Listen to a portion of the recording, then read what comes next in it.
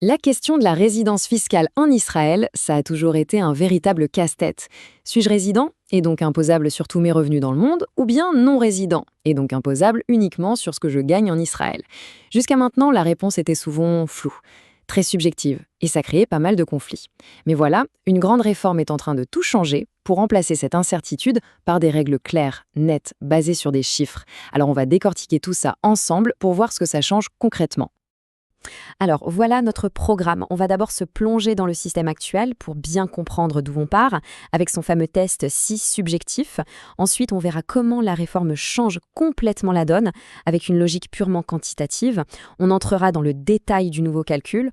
On verra qu'il reste quand même une petite zone d'ombre. Et pour finir, on regardera ce que tout ça implique dans la pratique pour un nouvel immigrant, un investisseur ou un retraité. Bon, pour commencer, il faut vraiment saisir le problème que cette réforme essaye de résoudre. Tout le système actuel repose sur une notion assez vague, le centre des intérêts vitaux. Et c'est ce concept qui a créé une énorme insécurité juridique pour énormément de gens. C'est la question. Aujourd'hui, la réponse, ce n'est pas juste une case à cocher, oui ou non. Non, ça dépend d'une évaluation globale, d'une interprétation qui peut changer d'un inspecteur des impôts à un autre, et ça, bien sûr, ça mène souvent à de longues, très longues discussions juridiques pour savoir si une personne est résidente ou pas. Voilà le fameux Merkaz Haim, le centre des intérêts vitaux. Sur le papier, l'idée est assez logique. On essaye de déterminer où se trouve le vrai cœur de la vie d'une personne. C'est une approche qui regarde la situation dans son ensemble, bien au-delà du simple nombre de jours passés dans le pays. Sauf qu'en pratique, c'est là que les ennuis commencent. Pour trouver ce centre vital, le fisc regarde tout un tas de facteurs très personnels. Où est le logement principal? Où vit la famille? Où se concentre l'activité professionnelle, les investissements? Et même les liens avec la communauté, les amis. Le problème, c'est que tout ça, c'est du qualitatif, c'est sujet à interprétation. Par exemple, le simple fait de posséder un appartement en Israël, même s'il était vide 10 mois par an, pouvait peser très lourd dans la balance. C'est cette subjectivité qui est au cœur du problème. Et c'est justement là que la réforme arrive, avec un changement total de philosophie. L'idée, c'est de passer d'une évaluation subjective à des critères objectifs, basés sur des chiffres. Bref, on passe du qualitatif au quantitatif. Ce tableau, il résume parfaitement la transformation. On abandonne la balance de gauche, celle de l'ancien système, pour le calendrier précis à droite.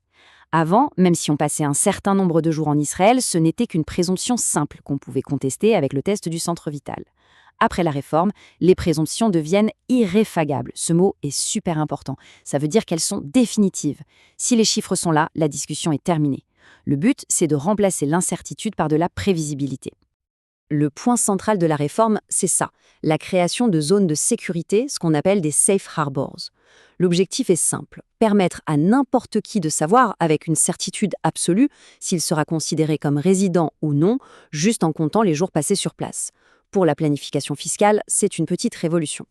Bon, alors, comment ça marche en pratique? Voyons un peu comment on compte ces fameux jours et quels sont les nouveaux chiffres à avoir absolument en tête. Voici les nouvelles règles qui rendent la résidence fiscale automatique. Attention, il y a 2 conditions cumulatives à remplir. Pour une personne seule, c'est d'abord passer 75 jours ou plus en Israël sur l'année. Et ensuite, c'est d'atteindre un total de 183 jours sur une période de 3 ans. Si ces 2 conditions sont cochées, la personne est résidente. Point final.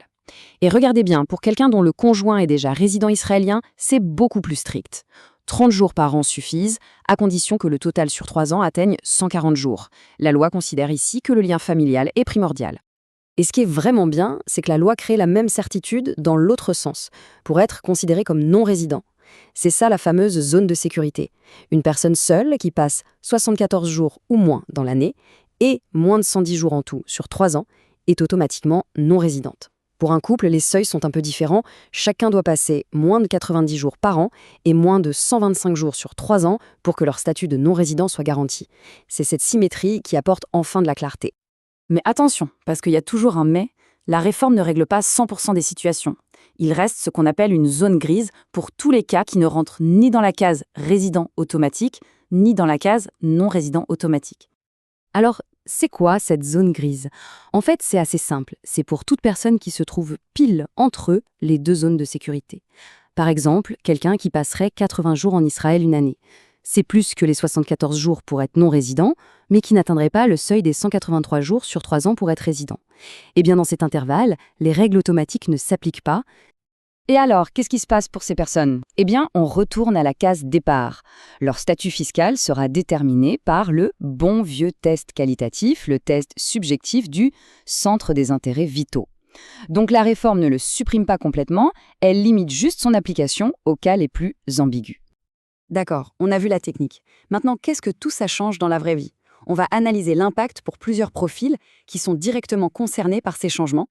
Pour les nouveaux immigrants, les fameux Olimadachim, cette clarté, c'est une excellente nouvelle. Leur exonération d'impôt de 10 ans sur leurs revenus étrangers dépend de leur statut de résident. Avec ces nouvelles règles, ils peuvent planifier leur voyage d'affaires ou personnel avec une précision chirurgicale, sans avoir peur de perdre ce statut par accident. Pour les investisseurs immobiliers, c'est un changement énorme. Avant, posséder un appartement était un indice très très fort de résidence. Maintenant, c'est clair. On peut tout à fait détenir un bien immobilier et venir y passer des vacances sans devenir résident fiscal, à la seule condition de compter très méticuleusement ses jours. La réforme sépare bien l'investissement immobilier de l'obligation fiscale mondiale. Et enfin, pour les retraités ou les expatriés qui partagent leur vie entre Israël et un autre pays, le grand avantage, c'est la prévisibilité. Ils peuvent maintenant calculer au jour près combien de temps ils peuvent passer dans leur résidence secondaire en Israël pour voir leur famille, sans prendre le risque que leur pension de retraite ou leurs revenus étrangers deviennent subitement imposables sur place. Alors, en conclusion, qu'est-ce qu'on retient de tout ça? Cette réforme, c'est indéniable. Elle apporte beaucoup plus de clarté et de prévisibilité. Elle aligne Israël sur ce qui se fait dans beaucoup d'autres pays. Par contre, en créant des règles aussi strictes, basées sur des chiffres, elle enlève aussi la souplesse de l'ancien système qui permettait de défendre des situations personnelles complexes. La question qui se pose, finalement, c'est est-ce que ce gain en certitude vaut la perte de cette flexibilité? C'est une réflexion importante pour toute personne qui entretient des liens forts avec Israël.